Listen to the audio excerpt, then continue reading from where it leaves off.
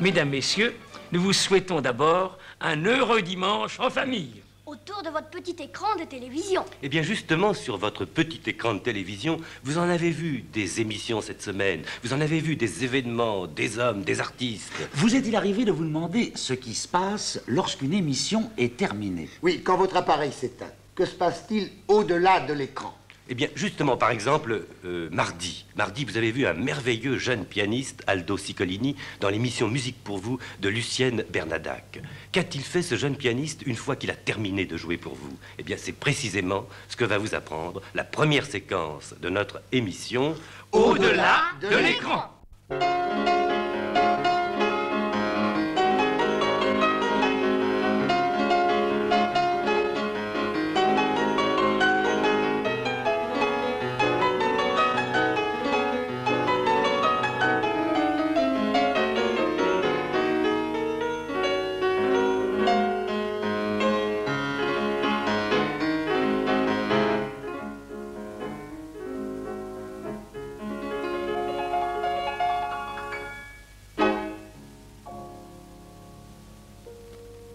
Eh bien voilà, l'émission est terminée et on va sortir du studio des Buttes Chaumont.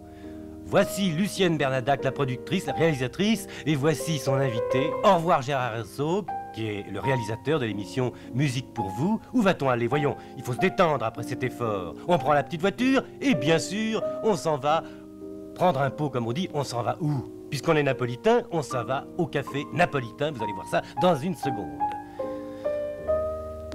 On y va doucement, parce qu'on est quand même un peu fatigué, et on va s'installer à une table, en conversation animée. Regardez, c'est extraordinaire, regardez ces mains virtuoses qui pianotent, même lorsqu'il n'y a pas de piano, qui pianotent sur la table. Il est vrai que les mains sont pour Aldo Ciccolini un moyen d'expression, puisqu'il est napolitain. Il parle avec ses mains, vous voyez, il se sert de ses mains, c'est vraiment un moyen d'expression à tous les points de vue. Il est né à Naples il y a 34 ans, et c'est à Naples qu'il a fait ses études musicales, par le Conservatoire de Naples, avant de remporter le prix Marguerite Long, qui a fait de lui un grand virtuose. En route pour l'hôtel, avec un petit hommage en passant à la musique bien française, à Georges Bizet, et nous allons rejoindre Aldo Ciccolini dans sa chambre d'hôtel. Et voyez-vous, bien entendu, dans cette chambre, il y a un piano. Il ne peut descendre que dans les hôtels où il y a un piano. Un piano qui n'est peut-être pas extraordinaire. Il n'a pas l'air en effet très extraordinaire. Vous savez, c'est un peu comme le piano de Charles Trenet, le piano de la plage, le vieux piano de la plage. Qu'est-ce qu'il y a? Ça sonne faux. Il doit se passer quelque chose. Eh bien, on va vérifier ça. Voyons, voyons. Qu'est-ce qu'on va sortir de là? Un animal? Non, non, pas un animal, tout simplement un métronome. Un métronome qui va permettre de faire bonne mesure, enfin. Ils le mettent en route. C'est assez difficile, semble-t-il. Ils le mettent en route. Et la soirée va s'achever comme elle a commencé, par de la musique, encore de la musique, toujours de la musique.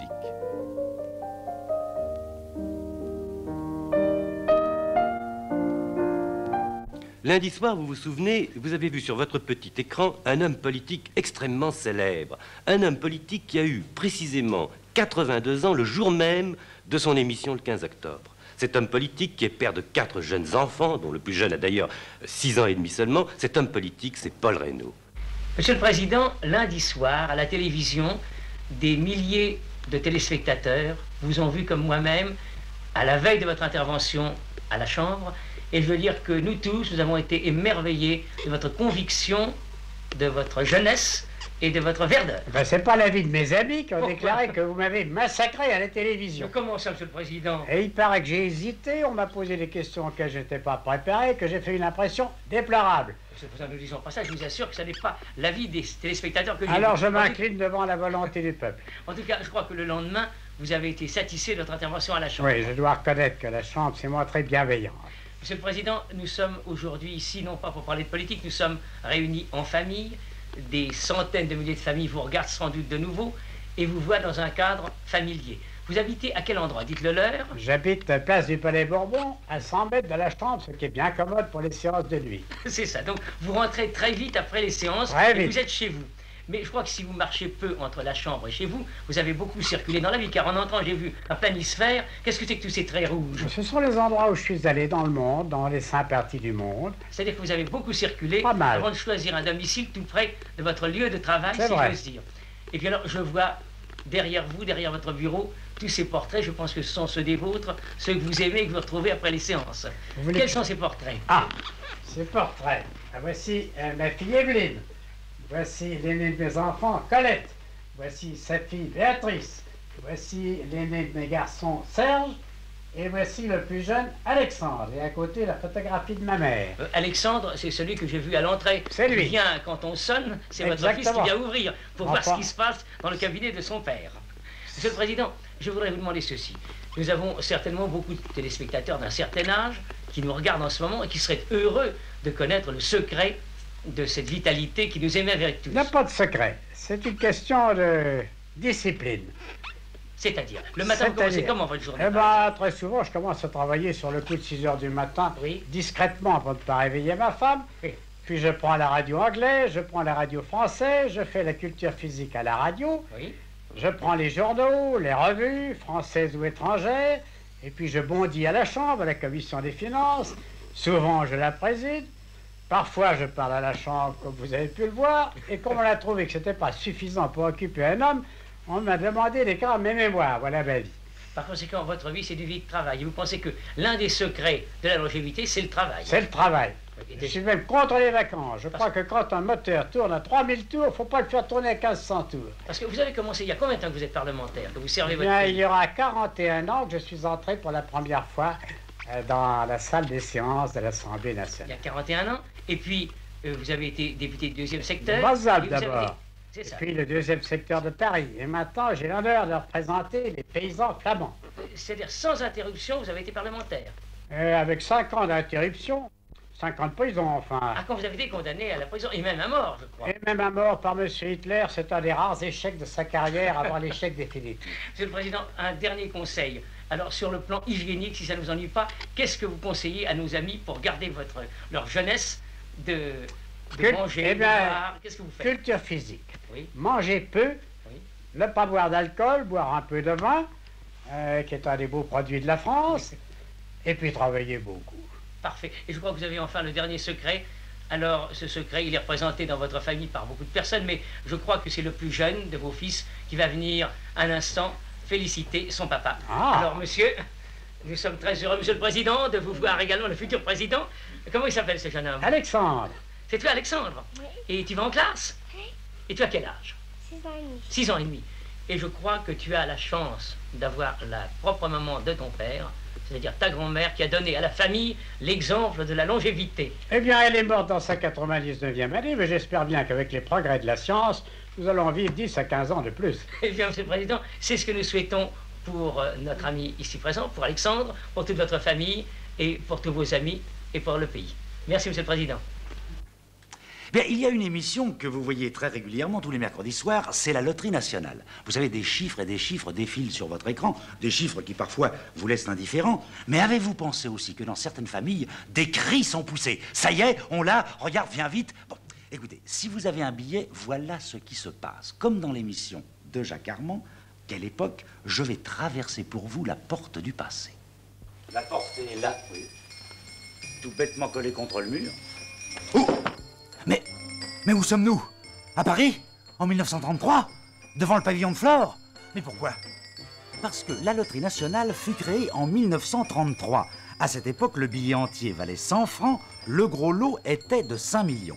Comme le temps passe, en 1960, le billet entier vaut 2600 francs légers et le gros lot a été porté à 100 millions de francs légers. On peut se procurer des billets un peu partout et des dixièmes à chaque coin de rue. Par un 8, s'il vous plaît. Merci, madame. Le tirage des tranches est hebdomadaire sans compter les tranches spéciales.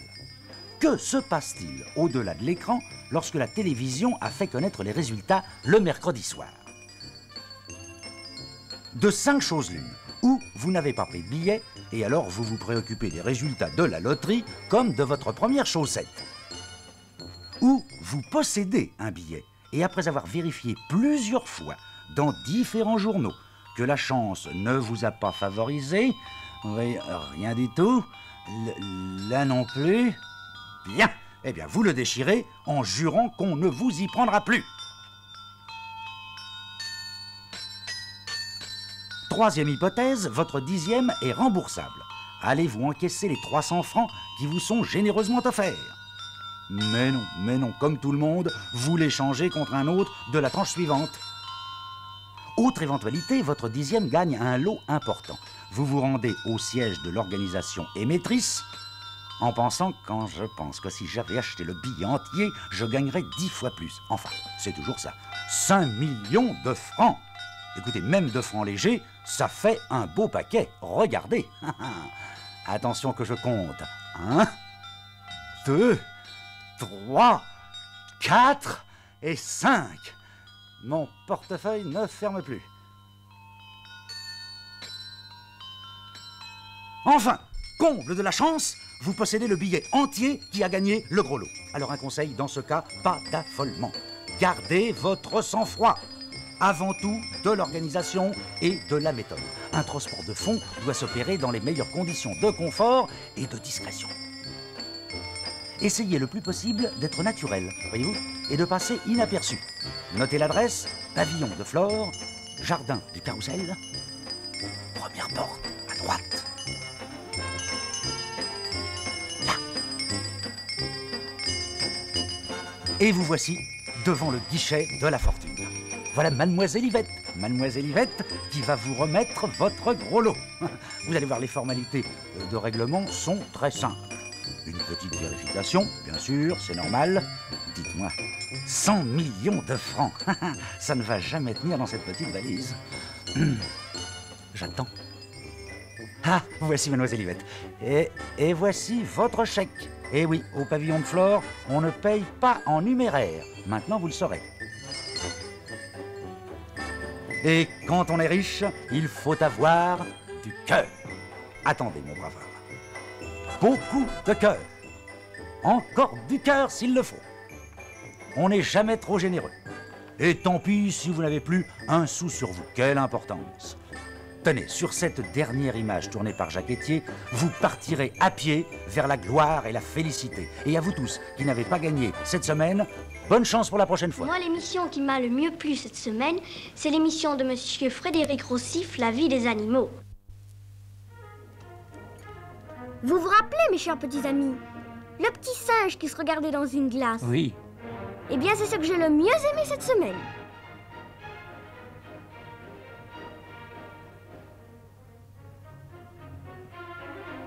C'est merveilleux, la vie des animaux. Mais j'ai pensé que les petites filles et les petits garçons n'ont pas toujours eu la chance d'avoir la télévision.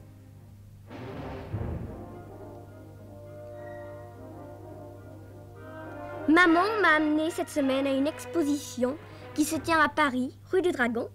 C'est l'exposition du premier grand peintre américain qui est né à la fin du XVIIIe siècle.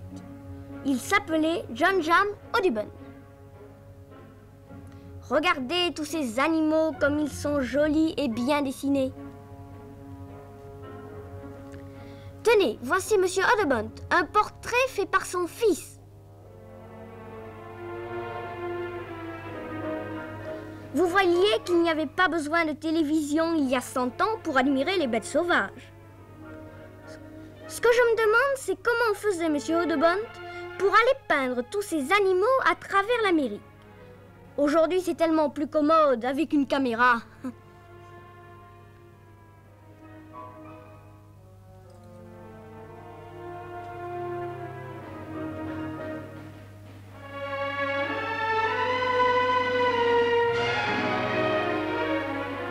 Vous savez que jeudi, dans l'émission La Rue de la Gaîté, on a fêté le retour des deux plus célèbres duettistes femmes de ces dernières années, les sœurs Étienne. Eh bien, nous avons été voir dans le tohu-bohu des coulisses ce qui s'est passé pour elles après l'émission. Alors, Henri Betty, qu'est-ce que vous pensez de ces coulisses de Bobino qu'ont filmé nos amis Jean Tourand et Corvet? Ah, Ah, les coulisses de Bobino. Des baisers, des compliments, des embrassades, Oui. des félicitations, le maquillage. Enfin, C'est la vie d'Arcis. le millimélo le plus extraordinaire. Oh, c'est amusant. Dans tous les coins, il y a quelque chose qui se passe d'original. Il faut vous dire qu'on prépare, après la première émission, une deuxième émission kinescopée. Ah oui, en effet. Et alors c'est pour ça, dès que l'affolement de la première est terminé, c'est l'affolement de la deuxième qui recommence. Ah, celui-là, vous le reconnaissez. Ah, attendez. Ah, mais voyons, c'est Fernand Reynaud, déguisé en fakir, qui prépare un numéro avec Jean Noin. Oui, c'est vrai, écoutez, on a tellement ri en répétant le numéro que, regardez, ce pauvre Fernand Il est lui-même, obligé. Ah ben oui, il ne oui. tenait pas son sérieux non plus. Il va éclater de rire, c'est certain. Mais sa barbe va pas tenir. Et attention, Tiens, dans Odette la loge à Joyeux. côté, la loge à côté, vous Odette allez voir, Joyeux qui se ça y maquille. est. Ah, Voilà. les sœurs Étienne. Bravo, Bravo. merveilleux, formidable. Alors D'ailleurs, maintenant, voyez-vous, vite, vite, on va aller boire chez vous. Si, elles me disent alors, Henri, vite, on va aller prendre un verre chez vous, quoi. Voilà. Et en effet, quelques instants plus tard, elles ont mis leur manteau, on a quitté l'émission. Et voilà, et nous arrivons chez moi. Voilà C'est mes chez enfants, vous. François, La vie de famille qui recommence. Monique, ma fille, ma femme, Françoise. Allez, ça va. Hein, présentation, embrassade, tout ce qu'on voudra. Oui, parce qu'il y a à mais boire chez on a vous. soif. Oui, Regardez. allez, vite, on va aller boire. Regardez. Mais oui, il faut vous dire que chez moi, il y a une porte secrète, voyez-vous. Suivez bien. Et quand le premier secours est terminé, eh bien, il y a le deuxième. Évidemment. Et on évoque Écoutez, nos vieux souvenirs du temps où j'accompagnais Maurice Il y en a. Chevalier. Mon Dieu, tous ces Ça, c'est souvenirs, Maurice, c'était toujours jeune. Ça, c'est moi, un petit peu plus jeune encore. Ah, ça c'est mon fils François. Je l'appelle Pitou, d'ailleurs. Regardez où il s'est mis, sur le piano. Et avec les sœurs Étienne, on se rappelle la première fois où je leur ai joué C'est si bon, cette chanson que personne ne voulait et qui, il faut bien le dire, fait maintenant le tour du monde. Ça vaut mieux qu'un million.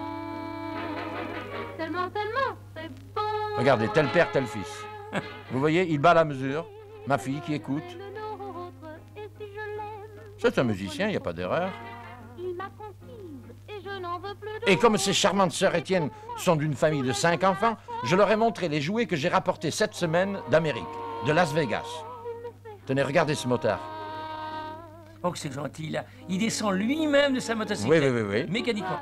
Et cette course d'auto.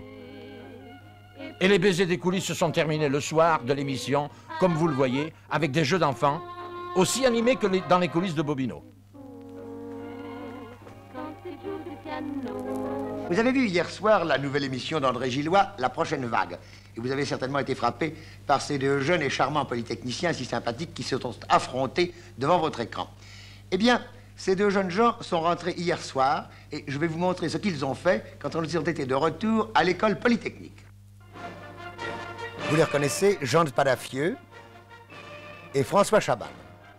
Et aussitôt l'émission terminée, ils ont quitté leurs survêtements de sport, ils ont revêtu la tenue d'intérieur de l'école, le battle dress, pour venir retrouver les 300 camarades de leur promotion, la promotion jaune, car cette promotion porte un millésime impair, alors que les 300 jeunes portent la promotion rouge.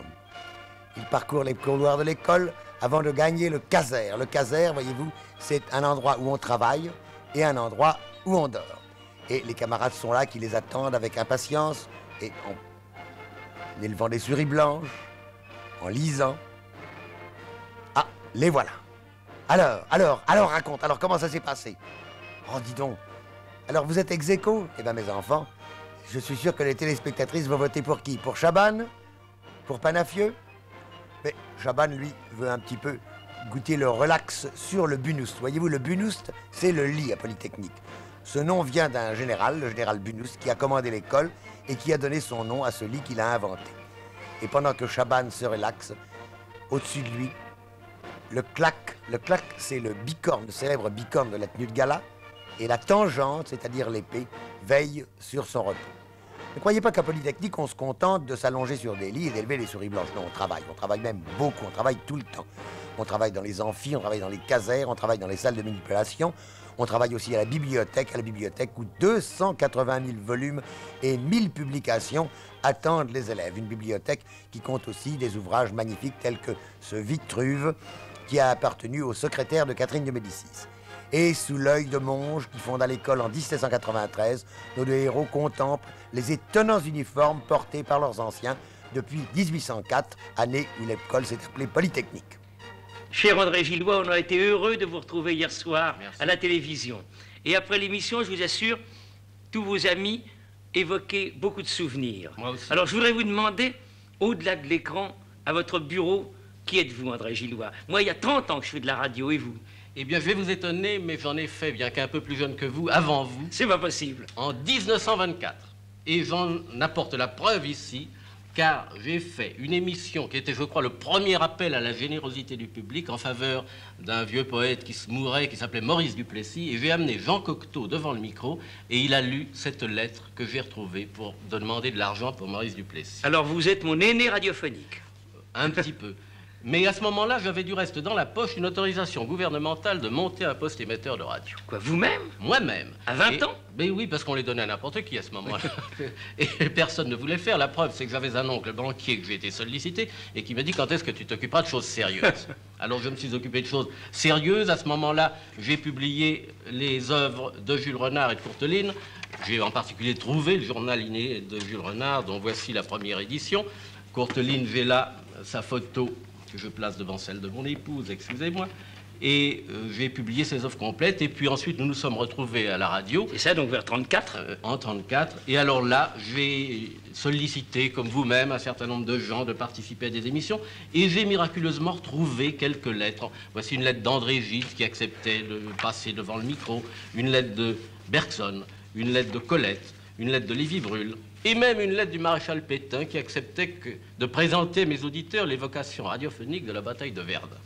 Et puis les temps ont changé et nous nous sommes retrouvés à Londres dans une petite maison dont je dois avoir le dessin ici, et on faisait aussi de la radio, et qui m'a valu une lettre dont je voudrais vous citer un passage parce qu'elle est amusante. C'est une lettre du général de Gaulle dans laquelle il me dit entre autres: le monde, tout naturellement, à la formule de l'ancien Grand Guignol, après un acte de drame, un de comédie. Alors, je voudrais revenir à la comédie et tirer de mes souvenirs, ça c'est aussi un petit souvenir de Londres, c'est un cendrier qui m'a été donné là-bas. Et ceci, c'est une boîte dans laquelle il y a un film tiré de l'émission que je faisais en 1934 au Poste parisien qui s'appelait La demi-heure en correctionnel, dans laquelle j'en ai un avec des cheveux, Claude Dauphin, petit jeune homme, et Marguerite Moreno, avec tout son talent, faisaient cette émission au canevas. Et on en a fait un film, et le voilà. Et hier soir, au journal télévisé, vous avez certainement été très ému par la séquence consacrée à Madame Odette Dulac, la veuve de Dulac qui fut le compagnon de Rému dans le rôle d'Escartefique dans Marius. Les lecteurs de Télé 7 jours m'ont chargé de vous remettre ce chèque, qui vous permettra, je l'espère, de réaliser votre vœu le plus cher. Eh bien oui, espérons que ce chèque apportera un peu de douceur à la pauvre Madame Dulac qui habite cette pauvre maison, la maison d'une artiste qui fut fêtée et choyée. C'est la triste retraite d'une cigale, une retraite si étroite qu'on ne sait plus où se mettre. C'est dans ce cadre minable qu'Odette Dulac vit au milieu de ses rêves. Où sont les fastes d'antan, où sont les succès, les bravos, les soirées avec Rému, avec les joyeux Marseillais de Marius et de César. Pourtant, Odette Dulac est restée coquette. Avant d'aller travailler au champ pour ses voisins, pour gagner quelques francs, vous la voyez qui brosse soigneusement ses cheveux.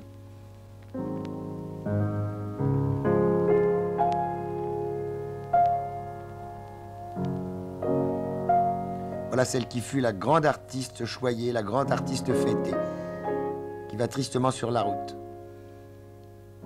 Les ardeurs du soleil ont remplacé maintenant les feux de la rampe.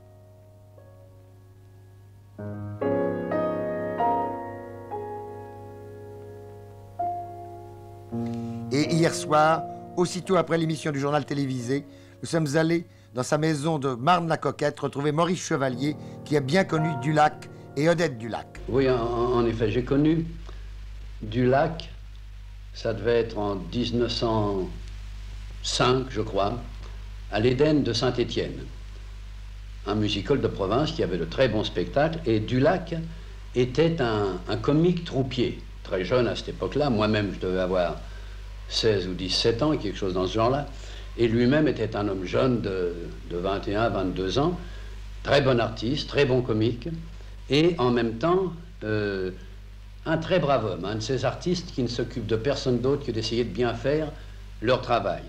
Croisette, elle, était serveuse dans la grande brasserie qui attenait à l'Éden de Saint-Étienne, et ils se sont rencontrés. Elle était très belle fille, très propre, très bien. Ils sont tombés amoureux l'un de l'autre, ils se sont mariés, et c'est une histoire qui, tout simplement, a duré toute une vie. Par la suite, Dulac a fait de très bonnes performances dans les films de Pagnol, avait une très gentille situation, et sa femme a toujours été près de lui comme la mignonne et modeste serveuse qu'elle était au début de leur union. Tout ce qu'on peut dire, c'est que si on les connaissait, on était forcé de les aimer et de les respecter tous les deux.